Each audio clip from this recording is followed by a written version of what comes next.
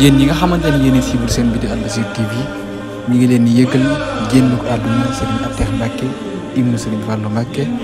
doonoon jàmbaar di liggéeyal Serigne Touba bi di sàkku ci murid yëpp